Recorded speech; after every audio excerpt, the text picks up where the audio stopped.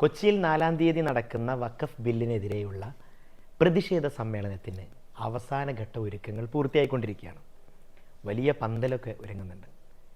ആളുകൾ വരുന്നതിനനുസരിച്ച് അവർക്ക് വേണ്ട സൗകര്യങ്ങൾ ഒരുക്കി കൊടുക്കാൻ സ്വാഗത സംഘം ഭാരവാഹികൾ സദാസമയവും രംഗത്തുണ്ട്.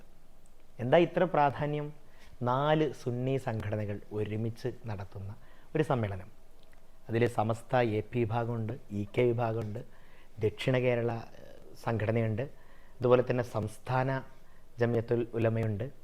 ഇങ്ങനെ 4 വിഭാഗവും കൂടെ ഒരുമിച്ച് കൂടിയിട്ട് വളരെ സജീവമായിട്ട് വളരെ ആവേശമാണ് ഈ വിഷയത്തിൽ. എന്താ കാരണം? ഒരു കാര്യത്തിൽ ഒരേ ആദർശത്തിൽ മുന്നോട്ട് പോയിക്കൊണ്ടിരിക്കുന്നവർ ഒന്നിച്ച് ഒരുമിക്കുക എന്നുള്ളത് എല്ലാ മനുഷ്യ സ്നേഹികൾക്കും സന്തോഷമുള്ള കാര്യമാണല്ലോ. പ്രത്യേകിച്ച് ഈ പണ്ഡിതന്മാരൊക്കെ ഒരുമിച്ച് കൂടി കാണണമെന്ന് ആഗ്രഹിക്കുന്നവരാണ് ബഹുഭൂരിഭാഗവും. ആയതുകൊണ്ട് തന്നെ അതിന് വളരെ വലിയ പ്രാധാന്യം കൊടുക്കുന്നുണ്ട്. ഇത്തരമൊരു വിഷയത്തിൽ, പ്രത്യേകിച്ച് ഈ വഖഫ് പോലുള്ള വിഷയം, അതോടുകൂടെ തന്നെ ഭരണഘടനയുടെ സംരക്ഷണം, ഇത് ഉത്തരവാദിത്തപ്പെട്ടവരിൽ തന്നെ അതിനെതിരായ പ്രവർത്തികൾ നടക്കുമ്പോൾ സർവ്വ മേഖലയിലും അതിന് പ്രതിഷേധം വേണം. അപ്പോൾ അതിൻ്റെമായി ബന്ധപ്പെട്ട ഒരു പ്രധാനപ്പെട്ട കാര്യമാണ് ആ രംഗത്തുള്ള പണ്ഡിതന്മാർ ഒരുമിച്ച് കൂടിയിരുന്ന് സംസാരിക്കുക, ജനങ്ങളുടെ കൂട്ടിയിട്ട് അതിൻ്റെ പ്രതിഷേധം ഉത്തരവാദിത്തപ്പെട്ടവരെ അറിയിക്കുക എന്നുള്ളത്. അത് വളരെ സജീവമായി നടക്കുകയാണ്. 4-ാം തീയതി കൊച്ചിയിൽ വളരെ വലിയ സമ്മേളനമായിട്ട് ഒരു പുതിയ ചരിത്രം എഴുതും, അതിൽ തർക്കമില്ല. പിന്നെ ഇവിടെ ഇപ്പോൾ എന്താണ് ഒരു പ്രയാസം എന്ന് വെച്ചാൽ, ഇതുമായി ബന്ധപ്പെട്ട് മുൻപ് 1-2 തവണ വീഡിയോ ചെയ്തിരുന്നു. ആ വീഡിയോ ചെയ്ത് തീർച്ചയായിട്ടും ഈ ഒരു വിഷയം ഇവിടെ അറിയിക്കുക എന്നുള്ളതും അത് ജനങ്ങളെ മൊത്തത്തിൽ അറിയിക്കുക എന്നുള്ളതും അത് ഉത്തരവാദിത്തത്തോടു കൂടെ തന്നെയാണ്. അതിൻ്റെ ഭാരവാഹികളുമായി ബന്ധപ്പെട്ട് ഭാരവാഹികൾ കൃത്യമായിട്ട് വിവരങ്ങൾ അറിയിച്ച് ആ വിവരങ്ങളാണ് കൈമാറിയത്. ഈ എൻ്റെ സുഹൈൽ പട്ടാമ്പി എന്നുള്ള ചാനലിലെ വീഡിയോ മാത്രമല്ല, ഇതുമായി ബന്ധപ്പെട്ട് പലയിടങ്ങളിലും വാർത്ത വരുന്നു, പലരും വാർത്ത കൈമാറുന്നു. ആ വാർത്ത നൽകുമ്പോൾ അവർക്കോ അല്ലെങ്കിൽ വീഡിയോ ചെയ്യുമ്പോൾ ഞങ്ങൾക്കോ എന്തിന് ഈ പരിപാടി ഉണ്ടാക്കുമ്പോൾ സ്വാഗത സംഘം ഭാരവാഹികൾക്കോ പോലും ഇല്ലാത്ത ചില ചിന്തകൾ ഇതിൻ്റെ അടിയിൽ ചിലർ വന്നിട്ട് സംസാരിക്കേണ്ടായി. അവരോട് 1-2 കാര്യങ്ങൾ പറയാതിരിക്കാൻ വയ്യ.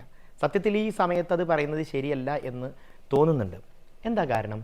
ചിലരൊക്കെ തെറ്റിദ്ധരിച്ചു ഈ 4-ാം തീയതി നടക്കുന്ന സമ്മേളനം ഏതെങ്കിലും ഒരു പാർട്ടിക്കെതിരാണ് എന്നുള്ള രൂപത്തിൽ. സത്യത്തിൽ ഈ 4-ാം തീയതി നടക്കുന്ന സമ്മേളനം വലിയ ഒരു എതിര് തന്നെയാണ്, പ്രതിഷേധം തന്നെയാണ്. അത് ആർക്കെതിരെയാണ്? അത്തരത്തിലുള്ള പ്രശ്നങ്ങൾ കൊണ്ടുവരുന്ന, ഒരു കണക്കിന് നോക്കിയാൽ ഇന്ന് കേന്ദ്രം ഭരിക്കുന്ന പാർട്ടിക്കെതിരെ വേണമെങ്കിൽ അങ്ങനെ പറയാം.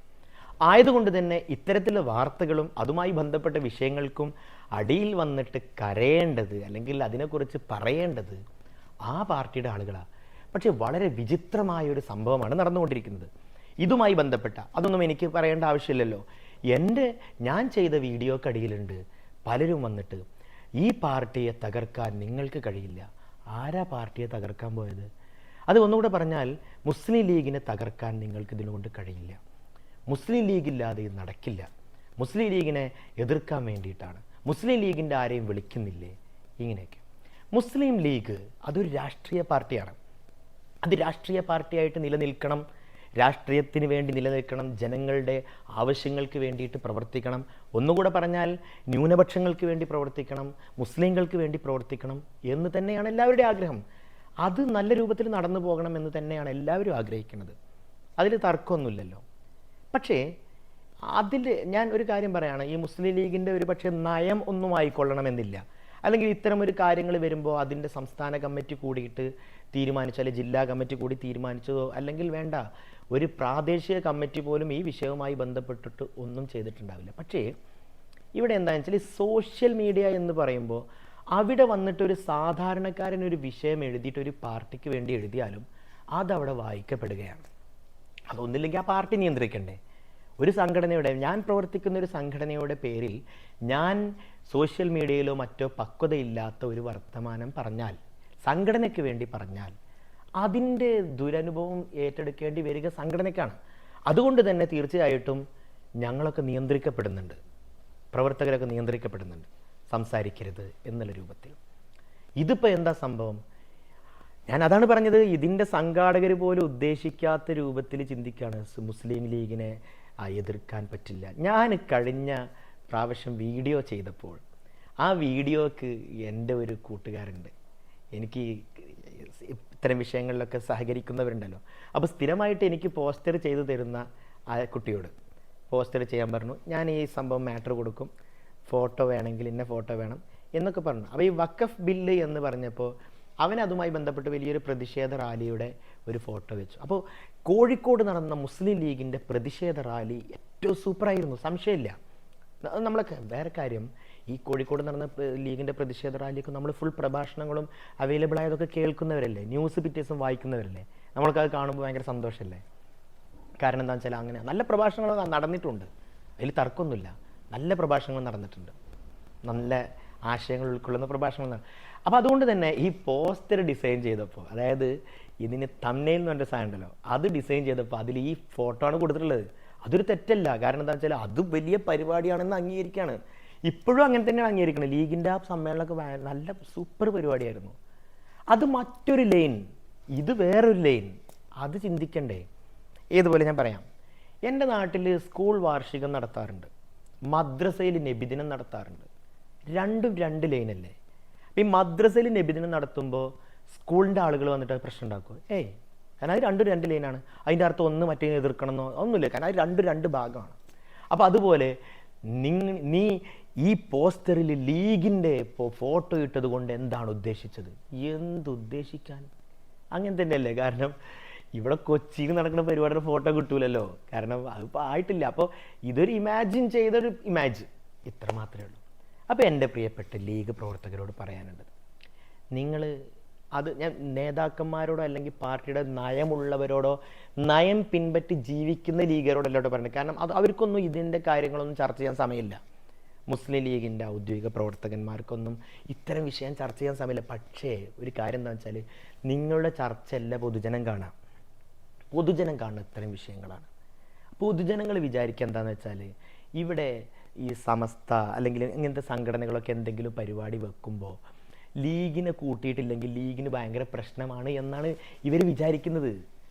കാരണം അങ്ങനത്തെ എഴുത്തുകൾ ഈ താഴേക്കിടയിലുള്ളവർ എഴുതുന്നുണ്ട്. അവർക്കറിയില്ല നിങ്ങൾ വേറെ പാർട്ടിയാണെന്നും സമസ്തയൊക്കെ അവരുടെ സമസ്ത അല്ലെങ്കിൽ AP, EK അല്ലെങ്കിൽ ആ സംഘടനകളൊക്കെ അവർ സ്വന്തം പ്രവർത്തിക്കുന്നവരാണെന്നും അവർ സ്വന്തം പ്രവർത്തിക്കണമെന്നാണ് മുസ്ലിം ലീഗ് ആഗ്രഹിക്കുന്നത് എന്നും അവർ സ്വന്തം പ്രവർത്തിക്കാൻ വേണ്ടി എല്ലാവിധ പിന്തുണയും ലീഗൊക്കെ നൽകുന്നുണ്ട് എന്നും പൊതുജനങ്ങൾക്കറിയില്ല. പൊതുജനങ്ങളുടെ വിചാരം എന്താണെന്ന് വെച്ചാൽ, ഈ പരിപാടിയൊക്കെ നിങ്ങൾക്ക് ഭയങ്കര പേടിയാണ് എന്നൊക്കെ ധാരണ. അപ്പം 4-ാം തീയതി നടക്കുന്ന പരിപാടി സംഘടിപ്പിക്കപ്പെടുന്നത് അത് കേരളത്തിലെ ഈ 4 സുന്നി സംഘടനകളുടെ നേതാക്കന്മാരാണ് അവിടെ സംസാരിക്കുന്നത്. ഒരു പക്ഷേ അതിൽ ക്ഷണിക്കപ്പെട്ട മറ്റ് ചില അതിഥികളുണ്ടാവാം. നേരത്തെ പറഞ്ഞതുപോലെ തന്നെ ചില ഈ വിഷയവുമായി ബന്ധപ്പെട്ട് കൂടുതൽ സംസാരിക്കാൻ കഴിയുന്ന സാംസ്കാരിക നേതാക്കന്മാരൊക്കെ ഉണ്ടാവും. അത് ആ ലൈനിൽ തന്നെ പോട്ടെ. നിങ്ങളെല്ലാവരും വരണം, പരിപാടിക്ക് വരണം എല്ലാവരും. അതിൽ യാതൊരു തരത്തിലുള്ള ഡിസ്ക്രിമിനേഷൻ ഇല്ലല്ലോ. പിന്നെ ഇതിൻ്റെ ഇടയിൽ വേറൊരു ടീം ഇങ്ങനെ കടന്ന് കളിക്കുന്നുണ്ട്. അവർക്ക് എന്താ പ്രശ്നം എന്ന് വെച്ചാൽ, അവർക്ക് ഈ സുന്നി എന്നൊക്കെ കേട്ടാൽ വേറൊരു പ്രശ്നമാണ്. ആ ടീമിനെ മനസ്സിലായില്ലേ? അത് നമ്മൾ മെയിൻ ചെയ്യണ്ട. അവരിതിങ്ങനെ കിട്ടിയ അപ്പം തോന്നും നിങ്ങൾ അങ്ങനെയാണ് ഇങ്ങനെയാണ്. സംസ്കാരം അത്രയേ ഉള്ളൂ, അതാണ്. ആ ടീമിനെ മനസ്സിലായില്ലേ? ഈ ആടിനെയൊക്കെ നോക്കാൻ വേണ്ടിയിട്ട് സിറിയക്കൊക്കെ പോണൊരു ടീമുണ്ട്. അത് ഞാൻ കാര്യമായിട്ട് പറയാം. അവർക്ക് അത് ഇതിൻ്റെ അടിയിലും വരും. അവർക്ക് അങ്ങനത്തെ വിഷയമാണ്. പക്ഷേ ഞാൻ നിങ്ങളോട് എല്ലാവരോടും സ്നേഹത്തോടു കൂടെ പറയാം, ഇങ്ങനെ എല്ലാവരും ഒരുമിക്കട്ടെ. ഒരു ഭാഗത്ത് സുന്നികൾ ഒരുമിക്കട്ടെ, ഒരു ഭാഗത്ത് മറ്റൊരു ടീം ഒരുമിക്കട്ടെ. മാർക്സിസ്റ്റ് ഒരു പരിപാടി വെക്കുന്നു, ലീഗ് ഒരു പരിപാടി വെക്കുന്നു, കോൺഗ്രസ് ഒരു പരിപാടി വെക്കുന്നു. അങ്ങനെ ചെയ്യട്ടെ. ഇതിൽ ചില ഭാഗങ്ങളിൽ ഒരുമിക്കാൻ പറ്റും. അങ്ങനെ ഒരുമിക്കുന്ന സ്ഥലത്ത് ഒരുമിക്കട്ടെ. ഒരു 4 ആൾക്കാർ ഒരുമിച്ച് കൂടുമ്പോൾ നമ്മൾ പേടിക്കേണ്ട ആവശ്യമില്ല എന്ന് തന്നെയാണ്.